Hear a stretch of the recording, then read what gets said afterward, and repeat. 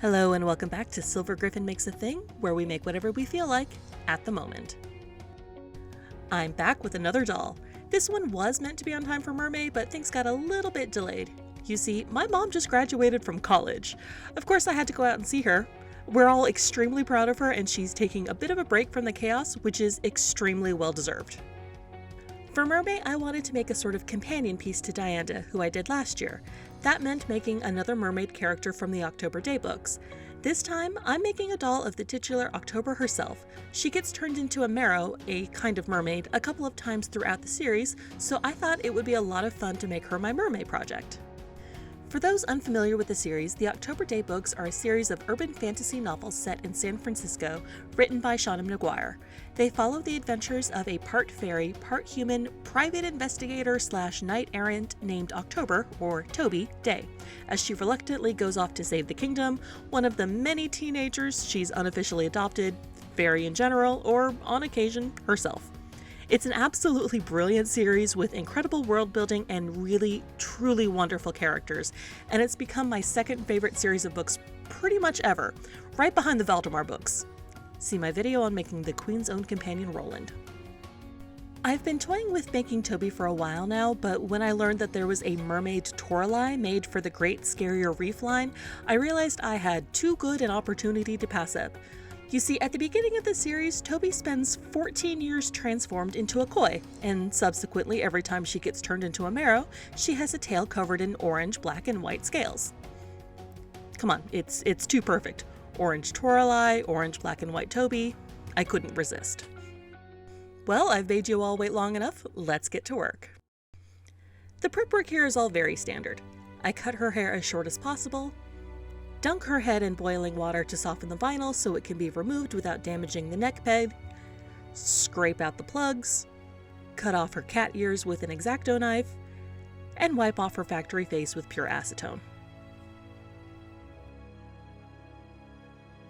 I don't bother trying to remove the painted stripes on her tail since that will all just be covered anyway. I am deviating just a little bit here as I start sculpting her ears. Last year I gave Deanda these kind of finny ears. Toby is supposed to be a Merrow just like her, with the same ears, but I gave her more standard pointy elf ears instead.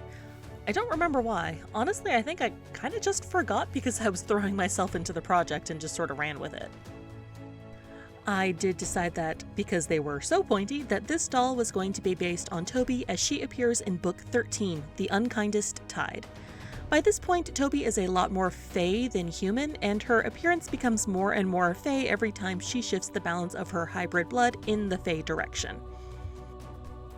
This works out well in two ways. First, it will inform some of her outfit details later on down the line, and secondly, basing this doll on Toby's more pointy and sharp-featured self plays nicely with Toralei's face mold. They did a good job of giving Toralei very feline features, but with a little contouring later on, they'll be perfect for Toby. Anyways, I'm just sculpting her ears with Apoxie Sculpt over some wire armatures. These wind up being the only actual mods I did for this project. Everything else from here on out is just aesthetic alterations. After letting the ears cure, I use a makeup sponge to apply a couple of coats of white gesso. This both primes the surface and gives my paints a fighting chance of showing up over all of this orange. Toralei's fin is this interesting, frilly, two-layered affair, so I have to spend a fair bit of time opening it up and getting that gesso in every little crevice. I also take care to thoroughly gesso around the waist and knee joints, since those will definitely get some wear.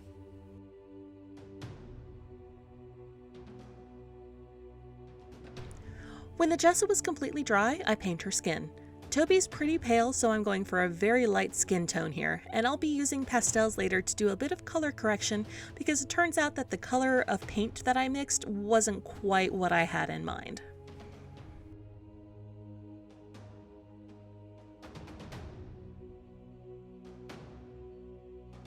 I actually reached out to Seanan McGuire, the author of the Toby books, about how she envisioned what Toby's tail looked like. Koi come in many different colors and patterns after all, and I am nothing if not intent on the accuracy in my character dolls. Seanan very kindly pointed me in the direction of some visual references. Toby is based on a kind of koi called the Taisho Sanshoku, which is a very popular tricolor koi, the calico of koi as it were. I pulled up a few pictures to get an idea of what I was working with and set to work painting her tail. It occurred to me that it would be smartest to place the orange patches around the joints. That way, when the paint inevitably rubs off, the orange plastic would be less noticeable because it would be surrounded by orange paint that I mixed to actually color match it.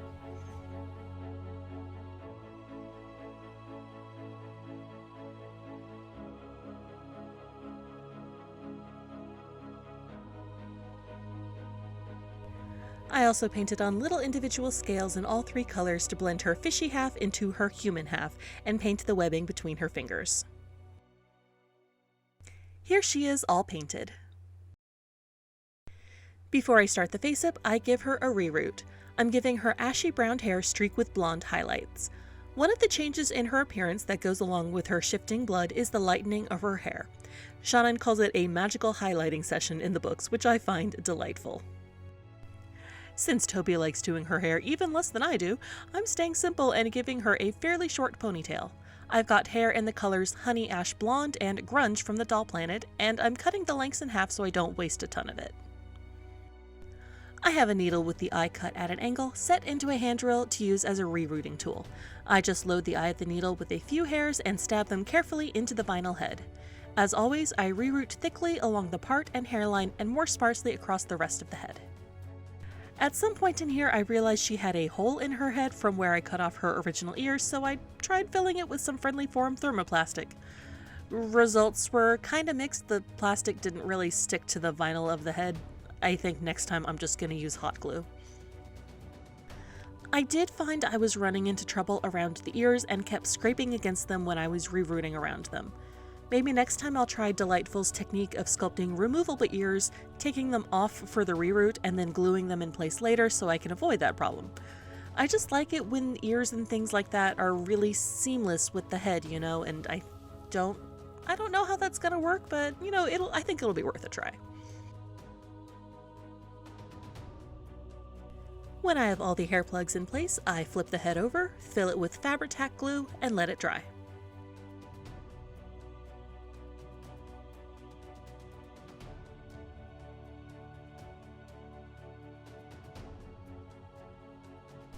Once it's dry, I bundle the hair into a temporary ponytail to keep it under control, then reattach the head and burrito her hair to protect it from sealant and pastel dust.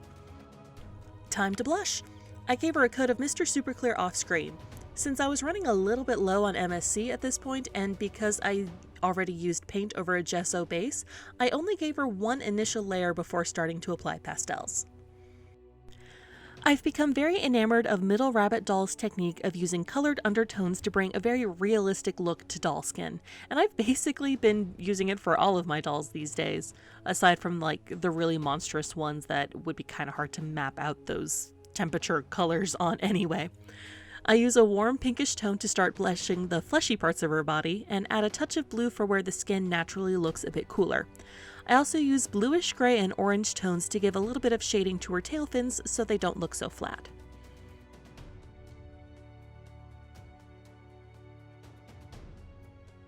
After another coat of MSC, I add a layer of a pale creamy beige to soften the effects of those undertone colors, add a little contouring to her face, and break out the watercolor pencils to start sketching in her features. Toby doesn't wear much makeup unless she has to, so I'm going for a pretty natural look here. I use mostly browns and creams for this face up. The only really decorative element on her face are more scales in orange, black, and white, just there on her cheeks. She has this nasty scar through her left shoulder as the result of an iron bullet wound she takes in the first book, so I sketch that in with pinks and whites. Every time the pigments stop building up, I give her another spray of MSC and make a new layer to work on.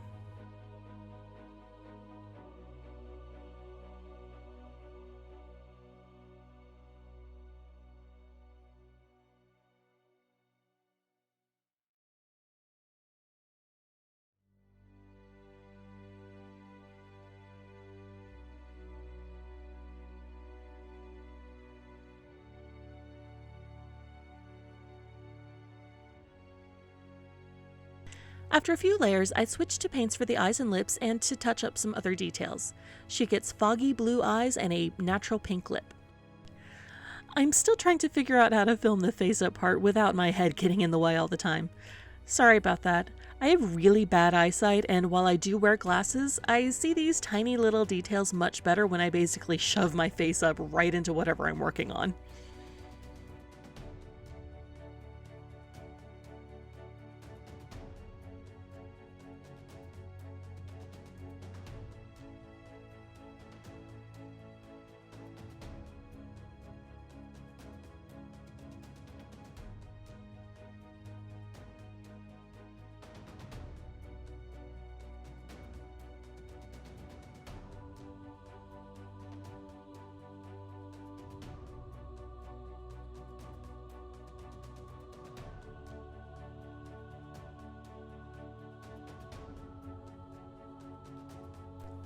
One more coat of sealant and she's ready for some shimmer. I brush metallic copper, dark silver, and pearlescent white Pearlex powders onto her tail, fin, and scales, and then give everything a last spray of MSC to keep it in place. Since my MSC is matte, I restored the shimmer of the Pearlex powders with a couple of coats of Liquitex Satin varnish. I also gloss her eyes and lips with a high gloss Liquitex varnish. I unburrito her hair and put it into a neater ponytail. Off-screen, I tamed the poof by pouring boiling water over it, gave her a trim to tidy everything up, and sewed her a little tank top and jacket. Toby is well known for being rather stabby, so I had to give her her knife. To make it, I first trim down a toothpick to the length that I want, sand the rough tip, then superglue it to the edge of a piece of craft foam.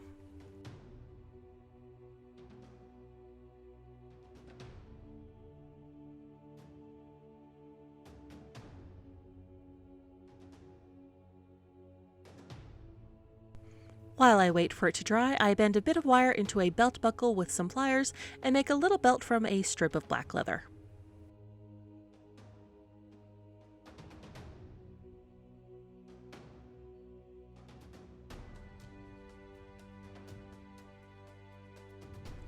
When the glue is dry, I cut out the basic shape of the blade, then use Apoxie Sculpt to cover it and create the final shape and details.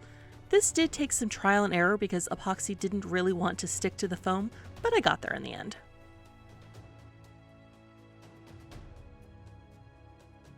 I make a second pass after the first cures to sculpt the hilt and crossguard.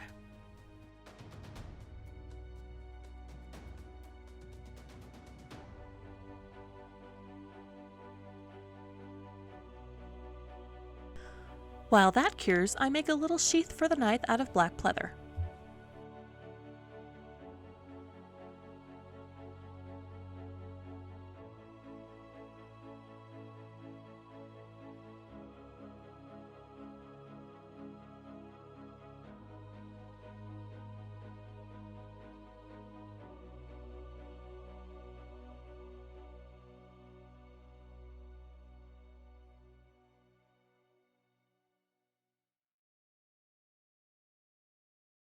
The knife gets painted, and then finished off with some silver wire wrapped around the hilt. I also add some wire detailing to the sheath, just because. And with that, she's all finished. Time for some dress up.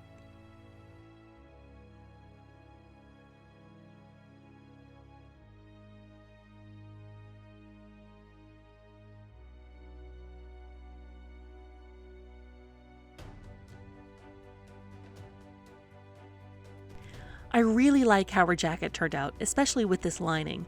It's a sort of dried blood color, which is very fitting for Toby.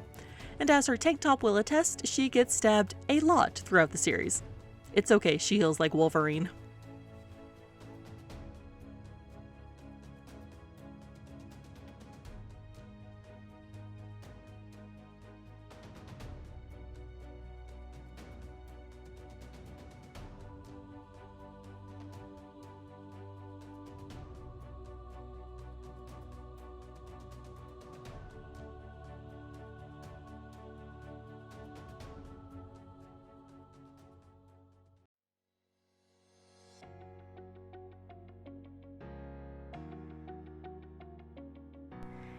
And here she is, Sir October Daye, daughter of Amandine the Liar, Knight of Lost Words, and Hero in the Mists.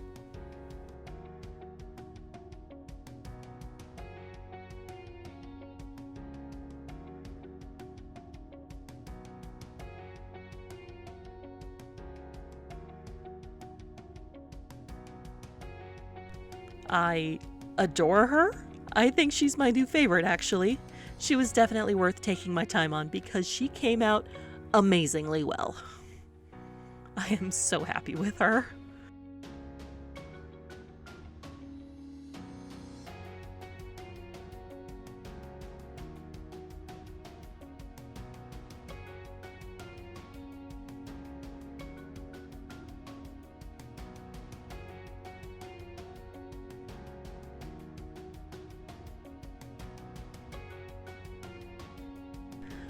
For now, I'm going to let her and Deanda get into some mischief and go reread the books.